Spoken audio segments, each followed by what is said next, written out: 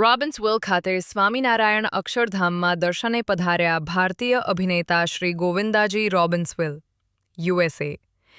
રોબિન્સવિલના વિશ્વવિખ્યાત અક્ષરધામમાં તારીખ 12 સપ્ટેમ્બર 2025ના રોજ ભારતીય અભિનેતા શ્રી ગોવિંદાજી દર્શને પધાર્યા હતા.